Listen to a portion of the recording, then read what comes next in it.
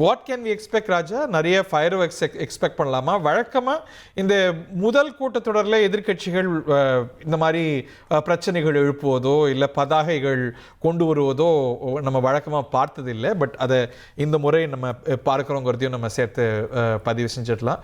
Raja, what can we expect? AIADMK என்ன எழுப்ப போகிறாங்க?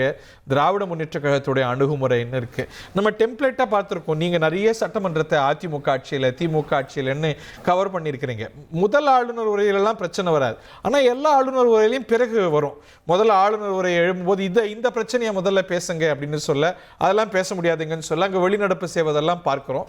பட் இப்படிப்பட்ட ஒரு ஃபயர் ஒர்க்ஸை முதல் கூட்டத்தொடர்லேயே பார்க்கறதுக்கான சூழல் இருக்கா?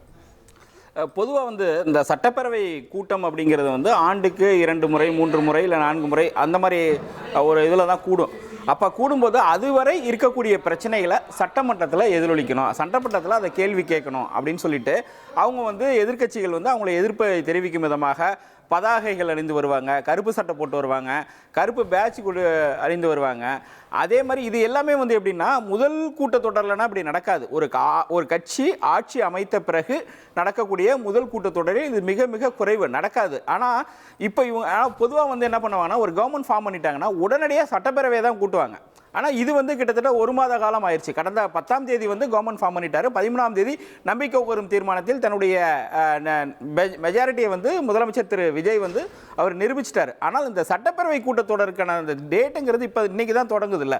அதனால் இந்த இடைப்பட்ட காலத்தில் தமிழ்நாட்டில் இந்த நடந்தக்கூடிய அந்த பிரச்சனைகளை மையப்படுத்தி தான் இப்போ திமுக முதல் கூட்டத்தொடர்லேயே இப்போ ஆரம்பிச்சிட்டாங்க. வாயை பேசுங்க சிஎம் அப்படிங்கிற மாதிரி அந்த பேட்ச், அதே மாதிரி அரசுக்கு எதிரான அந்த பதாகைகள் எல்லாமே சட்டம் ஒழுங்கு குறித்து தான் இந்த 1 மாசத்துல இவ்வளவு பிரச்சனை நடந்திருக்கு அப்படிங்கிறத எதிரொலிக்கிற விதமாக தான் இப்போ நடந்திருக்காங்க. பொதுவாக தான் ஏற்கனவே நம்ம சொன்ன மாதிரி ஒரு கவர்மெண்ட் ஃபார்ம் பண்ண உடனே சட்டம் முதலில் அவர்களுடைய அலுவல் என்பது சட்டமன்றத்தை கூட்டுவதாக ஆளுநரை கூப்பிட்டு ஆளுநர் உரை கொடுப்பாங்க. கொடுத்த பிறகு உடனடியாக பட்ஜெட்டை தாக்கல் பண்ணிடுவாங்க. முழு பட்ஜெட் வந்துடும். வந்த பிறகு என்னுடைய புரிதலுக்கு தான் கேட்குறேன். இப்போ எம்எல்ஏக்களுடைய பதவியேற்பெல்லாம் அது ஊடாவே நடக்கும் இல்லையா? ஆனால் இது இப்போ ஒரு வித்தியாசமான சூழல் ஏற்பட்டு நம்பிக்கை வாக்கெடுப்பை கோர வேண்டிய சூழல் இந்த அரசுக்கு வந்தது. அந்த மாதிரி நம்பிக்கை வாக்கெடுப்பு ஒரு புதிய அரசுக்கு நம்ம வழக்கமாக பார்த்தது இல்லை. ஸோ அதெல்லாம் நிறைய புதிய சூழல்களை நம்ம பார்க்குறோம் இல்லையா? ஆமாம், கண்டிப்பாக. அதுக்காக தான் அதையும் நம்ம கருத்தில் எடுத்துக்கணும். அதனால தான் கவனத்தில் எடுத்துக்கணும். அதனால தான் இந்த இடைவெளி, அந்த கால இடைவெளி. ஆனால் அதுக்குள்ளே இந்த தமிழ்நாட்டில் நடந்தக்கூடிய அந்த சம்பவங்கள், ஆங்காங்கே இந்த நடக்கக்கூடிய அந்த சட்டம் ஒழுங்கு பிரச்சனையை திமுக இன்னைக்கு கையில் எடுத்திருக்காங்க. திமுக அப்படி பார்த்தீங்கன்னா கிட்டத்தட்ட 59 சட்டமன்ற உறுப்பினர்கள் திமுகவுக்கு இருக்கிறாங்க. பலம் வாய்ந்த எதிர்க்கட்சியாக அவங்க உட்கார்ந்துருக்கிறாங்க. அப்படி இருக்கும்போது இந்த சட்டம் ஒழுங்கு பிரச்சனையை கேள்வி கேட்கணும் அப்படிங்கிறதுக்காக தான் இன்னைக்கு இந்த பேட்சை முழுவதுமாக திமுக உறுப்பினர்கள் அணிஞ்சு வந்திருக்கிறத பார்க்க முடியுது. ஆனால் இது நம்ம இவ்வளவு நாள் கிட்டத்தட்ட ஒரு 20-25 வருஷமா சட்டப்பேரவை நிகழ்வுகளை கவனிச்சு வரும். இது ஒரு புதிய முறையா இருக்கு. ஏன்னா முதல் கூட்டத்துறையிலே இப்படி ஒரு எதிர்ப்பை இதுக்கு முன்னாடி உள்ள அரசுகளும் இதுக்கு முன்னாடி உள்ள எதிர்க்கட்சிகள் பண்ணது கிடையாது. ஆனால் முதல் முறையை இப்போ அதை நம்ம பார்க்க முடியுது. ஏன்னா 2வது சட்டமன்ற கூட்டத்தொடர், 3வது இப்படிதான் அப்பதான் நடக்கும். இந்த மாதிரி ஒரு பட்ஜெட் தாக்கல் பண்ணும்போது அப்போ உள்ள பிரச்சனைகளை அட்ரஸ் பண்ணி அதை ரெப்ரசென்ட் பண்ணி சட்டப்பேரவையில் பிரச்சனைகள் எழுப்பாங்க. ஆனால் முதல் இப்போ இந்த கவர்மெண்ட் ஃபார்ம் பண்ணி முதல் சட்டமன்ற கூட்டத்தொடர் ஆளுநர் உரை இன்னைக்கு தான் தொடங்குது. ஆளுநர் உரையப்பவே சட்டம் ஒழுங்கா கேள்வி கேட்க ஆரம்பிச்சிட்டாங்க திமுக. அதனுடைய வெளிப்பாடு தான் இன்னைக்கு பேட்ஜ் அணிந்து பார்க்கப்படுது. மேபி இப்போ அந்த வந்தே மாதரம் ஒரு பிரச்சனையாக இருந்தது. அது பாடப்படுவது எப்படின்னு ஒரு சின்ன ஒரு குழப்பம் இருந்தது, ஒரு சர்ச்சை கூட சொல்லலாம். ஆனால் அதுக்கு ஒரு முற்றுப்புள்ளி இந்த கவர்மெண்ட் வச்சுட்டாங்க. ஏன்னா முதலில் ஏற்கனவே பிரதமர்கிட்டே முதலமைச்சர் திரு விஜய் கடிதம் கொடுத்திருந்தாரு, தமிழ் தாய் வாழ்த்துக்கு முக்கியத்துவம் கொடுக்கணும்னு. ஆகையால் முதலில் தமிழ் தாய் வாழ்த்து பாடப்படும் அப்படின்னு சட்டமன்றத்தில் நமக்கு தகவல் வந்திருக்கு. ஆகையால் தமிழ் தாய் வாழ்த்து பாடும்போது அந்த பிரச்சனை ஒரு முடிவுக்கு வந்துடும். அது பெருசா எதிர்க்கட்சிகள் எழுப்ப மாட்டாங்க. ஆனால் சட்டம் ஒழுங்கு தொடர்பாக இன்றைய கூட்டத்தில் ஆளுநர் பேசி முடிச்ச பிறகோ இல்லை பேசும்போதோ திமுக அதை கேள்வி கேட்பதற்கான வாய்ப்புகள் அதிகமாக இருக்கு. என்ன வழக்கமா செய்வாங்க? ஆளுநர் உரை படிக்க ஆரம்பிக்கும் போது முதல்ல இதை பேசுங்கன்னு எழுவாங்க. இப்போ சபாநாயகர் இல்ல உட்காருங்க, அதுக்கான நேரம் இல்லைன்னு சொல்லுவாரு. இது எல்லா ஆளுநர் உரையிலையும் ஒரு வழக்கமான பொலிட்டிக்கல் சிச்சுவேஷன்ல பார்ப்போம். நீங்க சொல்றது போல முதல் கூட்டத்தொடரில், ஒரு புதிய அரசுடைய முதல் கூட்டத்தொடரில் இது நடக்காது.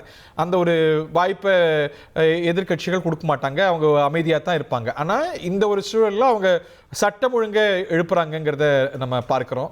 அதுபோல இந்த ஆளுநர் உரையில கூட ஒரு நார்மல் சிச்சுவேஷன்ல பிரச்சனைகள் பார்த்ததில்லை. பட் ஒரு கடந்த சில ஆண்டுகளில் தமிழ்நாட்டிலையும் சரி மற்ற மாநிலங்களையும் கூட பார்த்துருக்கோம். ஆளுநர் இந்த அரசு கொடுத்துருக்கக்கூடிய இந்த வாசகம் எனக்கு ஏற்பில்லைன்னு கூடுதலாக சில வாசகங்கள் சேர்த்து இல்லை அதுக்கு எங்களுக்கு ஏற்பில்லைன்னு அரசு எதிர்ப்பு தெரிவித்து அந்த மாதிரி ஃப்ரிக்ஷன்ஸ் எல்லாம் பார்த்துருக்கோம். பட் இப்போ வந்து கவர்மெண்ட்டும் கவர்னரும் ஒரே பேஜில் முழுமையாக அந்த உரை வாசிக்கப்படுறதுக்கான வாய்ப்பு இருக்கிறதா, அதெல்லாம் கேள்வியாக இருக்குல்ல ராஜா? கண்டிப்பாக இந்த ஏற்கனவே வந்து இவர் திரு விஜய் வந்து 4ஆம் தேதி எலெக்ஷன் ரிசல்ட் வருது போன மாதம், 10ஆம் தேதி தான் வந்து கவர்மெண்ட் ஃபார்ம் பண்ணுறாரு. இந்த 4 நாட்களுக்குள்ளேயே வந்து ஆளுநர் வந்து பல்வேறு கேள்விகளை எழுப்பினார். எனக்கு வந்து நீங்கள் வந்து உங்களுடைய மெஜாரிட்டியை வந்து நிரூபிங்க, எவ்வளோன்னு எண்ணிக்கையை சொல்லுங்கள், அப்போ தான் வந்து நம்ம வந்து கூப்பிட முடியும்னா ஒரு இதுனா நம்ம பார்க்க முடிஞ்சு, அந்த பிரச்சனைகள்லாம் பார்க்க முடிஞ்சது. முதல் கூட்டத்தொடர் அப்படிங்கிறதுனால இவங்க என்ன வந்து அரசின் சார்பாக பொதுவாக முறை, அதாவது மரபு என்பது வந்து அரசினுடைய நிலைப்பாடு, அரசினுடைய செயல் திட்டங்கள், அரசினுடைய கொள்கை ஆகியவை தான் வந்து ஆளுநர் உரையில் அது கம்பேர் பண்ணி கவர்மெண்ட் கொடுக்கும். கவர்மெண்ட் கொடுக்கறத வந்து அரசு கொடுக்கறத ஆளுநர் அப்படியே படிப்பார். ஆனால் கடந்த காலத்தில் திமுக ஆட்சியில் முன்னாள் ஆளுநர் திரு RN ரவி வந்து எதிர்ப்பு தெரிவித்தார். சில வாசகங்கள்லாம் நீக்கணும், இதெல்லாம் நான் படிக்க மாட்டேன், இதெல்லாம் வந்து எனக்கு ஏற்புடையதில்லை அப்படிங்கிற மாதிரியான ஒரு பிரச்சனையை வந்து கிளப்பிட்டு வெளிநடப்பு பண்ணாரு. திமுகவும் அது எதிர்வினை ஆற்றினாங்க. இந்த மாதிரி பிரச்சனைகள்லாம் நடந்தது. அப்புறம் வந்து இது வந்து போன ஆட்சியில் நம்ம பார்க்க முடிஞ்சது. ஆனால் இந்த முறை வந்து இவங்க தான் புதுசாக வந்திருக்கலாம். ஆளுநருடைய அந்த அளவுக்கு ஒரு பெரிய எதிர்ப்புலாம் இருக்காது. அது முழுவதுமாக ஆளுநர் படிப்பதற்கான வாய்ப்புகள் தான் இருக்குது. ஏன்னா வந்து 1 மாதம் தான் ஆகுது. அப்படி இருக்கும்போது அவங்களுடைய செயல் திட்டங்களை தான் கொடுக்க போகிறாங்க, அறிவிப்புகள் கொடுக்க போகிறாங்க. இதெல்லாம் நாங்கள் வந்து எங்களுடைய தேர்தல் அறிக்கையில் சொன்னோம், இந்த மாதிரியான திட்டங்கள்லாம் நாங்கள் கொண்டு வர போகிறோம், இந்த பிரச்சனைகளில் இதுதான் எங்களுடைய நிலைப்பாடு அப்படிங்கிற மாதிரியான முழு ஒரு கம்பைல் பண்ணி தான் வந்து இந்த ஆளுநர் உரை தயாரித்து கொடுத்துருப்பாங்க. ஆகையால் வந்து இதில் வந்து ஆளுநர் ஆட்சேபம் தெரிவிக்கக்கூடிய அளவுக்கு எந்த பிரச்சனையும் இருக்காது அப்படிங்கிறத நம்ப முடியுது. ஏன்னா 1 மாதம் தான் ஆயிருக்கு கவர்மெண்ட் வந்து. அதனால் வந்து இந்த முதல் கூட்டத்தொடர் இது அப்படிங்கிறதுனால இதில் வந்து இந்த வந்தே மாதரம் மட்டும்தான் அந்த வந்து ஒரு சிறிய ஒரு நெருடலாக இருந்தது, என்ன பண்ண போகிறாங்க அப்படின்ட்டு. அதுக்கு இப்போ வந்து விடை கிடச்சிருக்குது. வந்தே மாதரம் முதலில் தமிழ்தாய் தான் தமிழ்தாய் வாழ்த்து தான் பாட போகிறாங்க அப்படிங்கும்போது அதனால் பெரிய ஆளுநர் பக்கம் வந்து பெரிய அளவில் எந்த பிரச்சனையும் இல்லாமல் இந்த உரையை வந்து முழுவதுமாக படிப்பார் ஆளுநர் திரு அர்லேகர். 2.84 கோடிக்கும் அதிகமான மக்களின் உள்ளங்களை வென்ற தந்தி டிவியின் டிஜிட்டல் தளங்கள், 1.28 கோடி யூடியூப் சப்ஸ்கிரைபர்ஸ், 48 லட்சம் Facebook ஃபாலோவர்ஸ், 29 லட்சம் இன்ஸ்டாகிராம் ஃபாலோவர்ஸ், 23 லட்சம் X ஃபாலோவர்ஸ், 11 லட்சம் தந்தி ஆப் டவுன்லோட்ஸ், 30 லட்சம் வெப்சைட் மந்த்லி ஆக்டிவ் யூசர்ஸ், 15 லட்சம் வாட்ஸ்அப் ஃபாலோவர்ஸ். அசுரபலம் கொண்ட எங்கள் டிஜிட்டல் கரங்களில் உங்கள் விளம்பரங்களை சேர்க்க வாட்ஸ்அப் பண்ணுங்க 8939888378. Email advtanditv@dttv.in. 1,31 லட்சம் மனங்களை வென்ற தந்தி டிவி யூடியூப் சேனல். தவிர்க்க முடியாத தம்ப்நெயில், கலக்கலான கான்டென்ட்ஸ். நீங்களும் இந்த குடும்பத்தில் இணைய இப்பவே சப்ஸ்கிரைப் பண்ணுங்க.